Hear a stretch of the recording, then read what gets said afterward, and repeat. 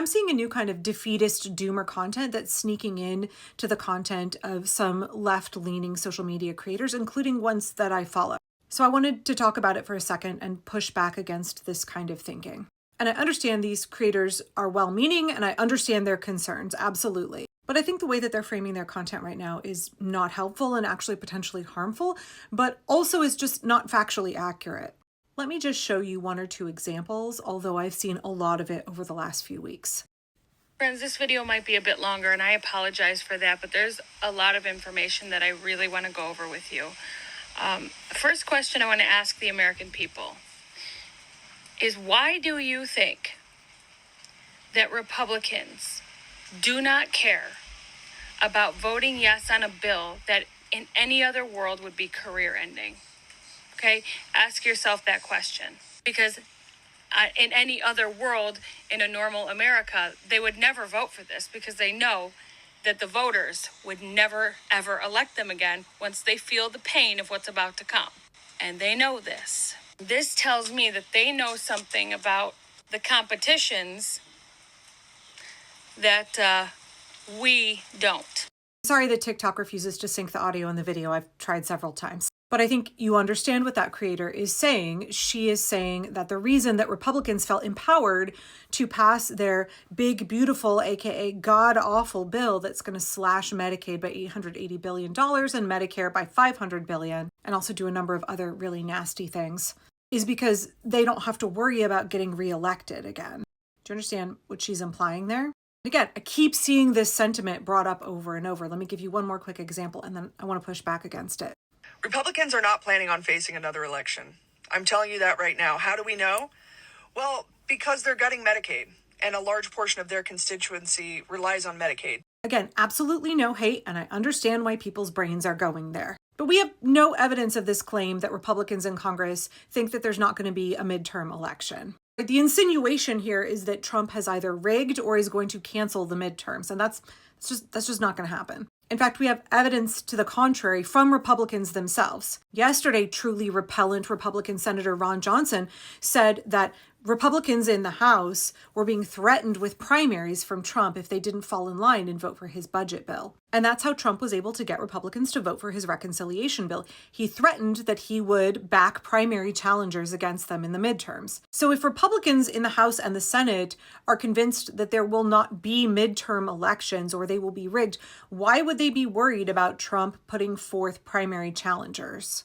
But also, this is a classic example of giving Trump more power than he has, which is effectively conceding in advance, obeying in advance.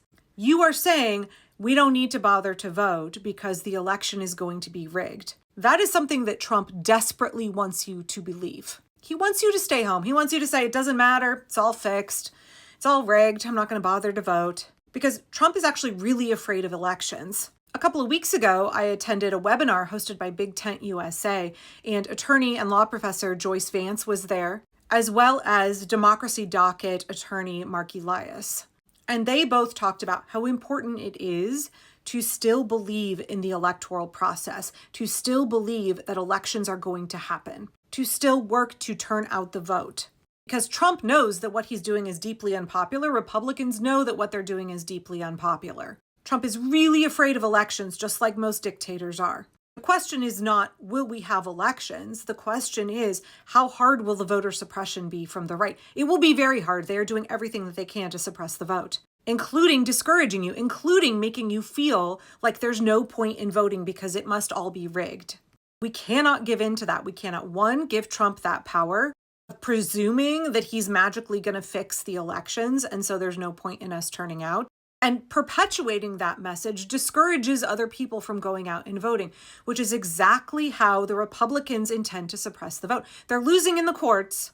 We just saw Alabama get smacked down for its blatantly racist gerrymandering. We watched Republicans in the North Carolina Supreme Court case attempt to throw out tens of thousands of legitimate votes because they couldn't win in a fair election, so they tried to cheat. But Justice Allison Riggs won anyway because the rule of law was upheld. Republicans are always trying shenanigans. They are always trying to throw out the votes of the American people. They're always trying to cheat their way into a win. That doesn't mean that the voice of the people cannot be heard, and it doesn't mean that the courts don't push back against it. Professor Joyce Vance said one of the most important things we can do to protect our democracy is to vote and to work to turn out the vote, to not concede in advance, to not give up the electoral process to Trump. We must continue to vigorously fight for free and fair elections, and we must continue to exercise our right to vote.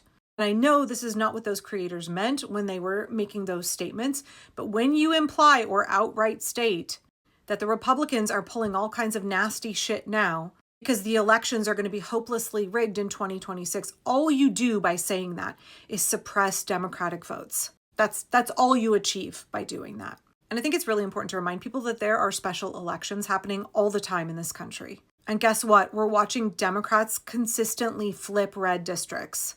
In fact, just 2 days ago, a Democrat had a huge upset victory in New York State. Sam Sutton just won a New York Senate seat in a district that Trump won by 55 points in November. Y'all, this wasn't a close race. Sutton won against the Republican candidate by a 2-to-1 margin. Republicans really wanted a win in this district that would be a symbolic endorsement of Trump, and it should have been an easy win. This district went overwhelmingly for Trump in 2024, but instead we saw a Democrat win, a resounding condemnation of Trump's presidency thus far. It's not just that one district in New York. In fact, Omaha, Nebraska just elected their first Black mayor, who happens to be a Democrat. He defeated the city's 3-term Republican mayor to win that office. Elections are still happening, and people that Trump really doesn't want to win are still winning. The democratic process is still working all across this country, even in deeply red districts. So I really want to encourage y'all, if you have a platform, please be responsible with it. Please understand that we have an obligation not to spread defeatism or doomerism. We need to be very realistic about the ways that Republicans are going to try and suppress the vote through their classic tactics, such as gerrymandering, court cases to try and have legitimate votes thrown out after the election if they think those votes are not going to be friendly to them, and active voter suppression by discouraging people from turning out in the first place by doing things like telling them it's hopeless. Like it's a waste of time, they shouldn't even bother to vote. We are going to have to actively and aggressively defend our right to vote and exercise that right. Please do not cede this ground to Trump in advance. When you say that the elections will be rigged, they will be hopeless, there won't be elections, what you are doing is aiding Donald Trump, even if you don't want to be, even if what you want is to see the restoration of our democracy. We must push everybody to turn out to vote. We must believe in the electoral process. We must promote Democratic candidates, defend the right to vote for ourselves and for others. I'm a big fan of Attorney Mark Elias. I believe he's going to go down in the history books as a great defender of democracy. His law firm has done a tremendous job defending the rule of law on a state and federal level. He is working tirelessly to protect our right to vote and to make sure that we have free and fair elections. And he is saying we all need to vote. Not only that, but we need to do things like volunteer to be poll watchers, volunteer to be election workers, volunteer for campaigns, or consider running for office yourself. But absolutely, not only must we vote when an election happens, but even before that, we must set the public expectation that an election will be occurring. This is a democracy. We have elections. They will be happening. We remind everybody of what the law is, and we exercise our rights. Vigorously, vocally, publicly defending the right to vote, defending elections, supporting elections, makes it very difficult for authoritarian regimes to obviously cheat in an election or to cancel elections altogether. What we must be is vigilant and defend free and fair elections, and then we must turn out to vote.